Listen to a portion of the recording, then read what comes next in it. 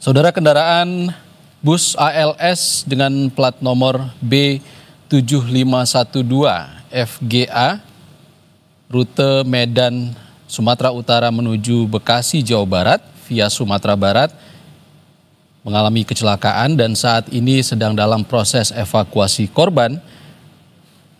Sementara korban sendiri, data yang kami dapatkan berjumlah 23 orang luka-luka dan 12 orang meninggal.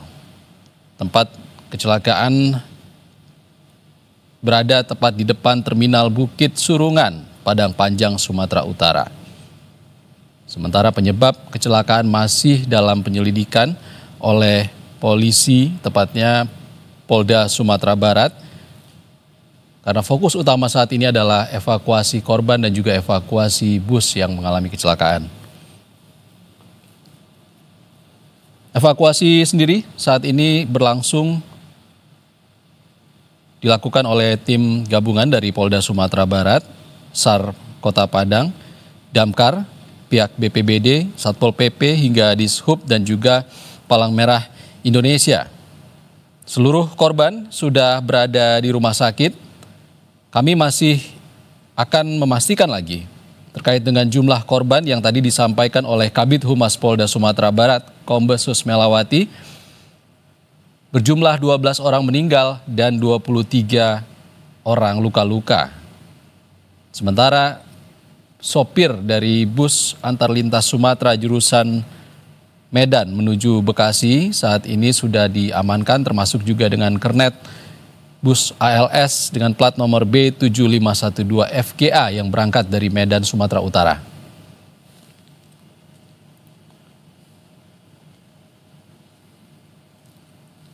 Polisi juga akan melakukan tes urin kepada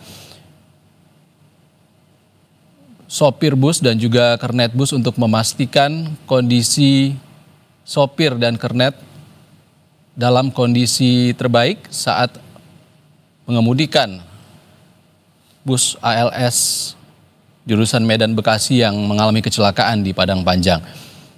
Polda Sumbar juga membuat posko DVI di RSUD Padang Panjang untuk proses penyelidikan kasus ini, kecelakaan ini, dan juga proses identifikasi para korban. Kami juga akan memastikan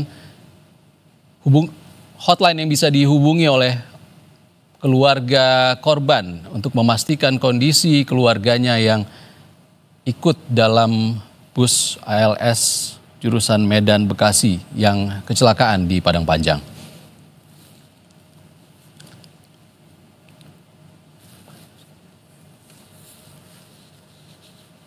Saudara, untuk mengetahui perkembangan dari proses evakuasi bus ALS di Padang Panjang, kita terhubung dengan jurnalis Kompas TV Rio Johannes di Padang Panjang, Sumatera Barat. Selamat siang, Rio. Ya, selamat siang. Rio, proses evakuasinya seperti apa saat ini? Ya, untuk proses evakuasi tadi sekitar jam 12:10 itu sudah selesai proses evakuasinya. Badan truk sudah diangkat dari lokasi kejadian. Dan untuk korban, dari data terakhir yang dihimpun oleh tim gabungan yang melakukan proses evakuasi, itu ada 12 orang korban yang meninggal dunia akibat kecelakaan ini. Lalu ada 17 orang korban mengalami luka-luka yang dirawat di Rumah Sakit RSUD Kota Padang Panjang. Demikian. Oke. Rio, Anda dapat informasi berapa total jumlah penumpang termasuk sopir dan juga kernet yang ada di dalam bus ALS saat kejadian? Ya, dari informasi yang dirangkum oleh Basarnas sejauh ini, total seluruhnya penumpang yang ada di dalam bus itu adalah berjumlah 48 orang. Sejauh ini dari pihak kepolisian sendiri belum merilis apakah berapa jumlahnya, tapi dari Basarnas yang melakukan proses evakuasi menyebut ada 48 orang yang dievakuasi, di mana 12 diantaranya meninggal dunia. Demikian. Oke, ada 17 korban luka dan 12 korban tewas. Saat ini berada di mana, Rio? Ya, untuk korban-korban itu tersebar di 2 rumah sakit, di Rumah Sakit RSUD Padang Panjang dan juga Rumah Sakit Yarsi Kota Padang Panjang. di rumah sakit RSUD itu ada 17 orang yang menjalani perawatan, dan juga ada 5 orang di IGD Yarsi yang menjalani perawatan di ruang IGD, demikian. Oke, Rio, saat ini badan bus sendiri seperti apa proses evakuasinya?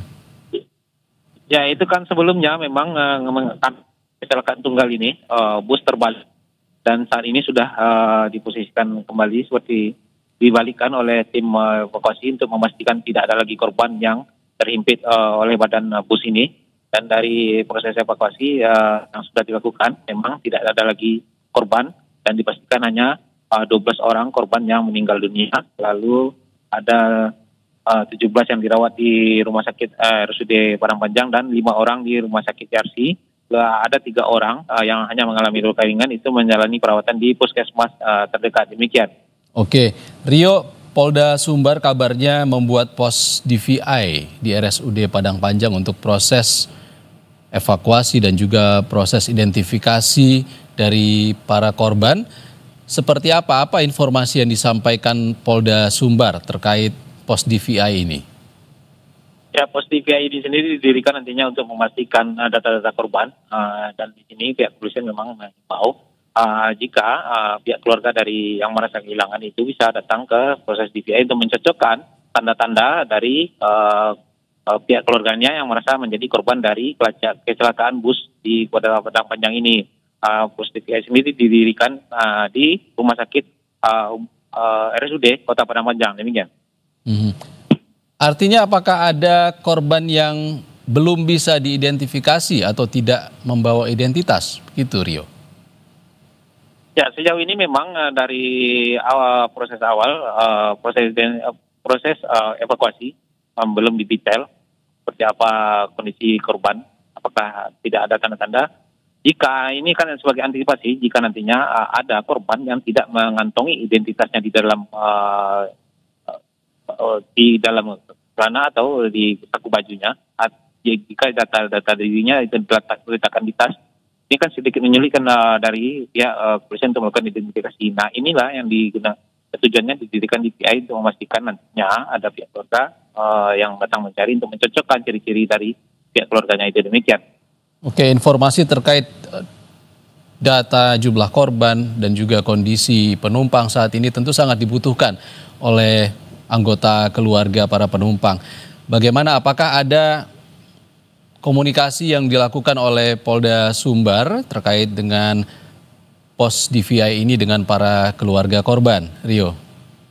Ya, ini pos DVI ini juga nantinya jadi sumber informasi bagi pihak keluarga dari korban untuk mendapatkan informasi detail tentang korban-korban kecelakaan ini. Untuk jadi agar nantinya informasi ini menjadi satu pintu, tidak simpang siur, demikian. Oke, Rio, ada kabar juga Polda Sumbar akan melakukan tes urin kepada sopir dan juga kernet ALS. Apa hasilnya? Ya, untuk proses tes urin sini sejauh ini masih belum dilakukan. Itu baru akan dilakukan untuk memastikan penyebab dari kecelakaan ini. Apakah memang karena indikasinya adalah rem yang kehilangan fungsi atau memang ada kelalaian sendiri dari pengemudinya. Nah, itulah nantinya untuk proses penyelidikannya diperlukan tes urin terhadap pengemudi bus ini, demikian. Oke, baik, kami akan pantau kembali informasi dari Anda langsung dari Padang Panjang, Sumatera Barat. Terima kasih Rio Johannes melaporkan langsung dari Padang Panjang, Sumatera Barat. Saudara, breaking news Kompas TV terkait kecelakaan bus ALS trayek Medan Bekasi di Kota Padang Panjang, Sumatera Barat.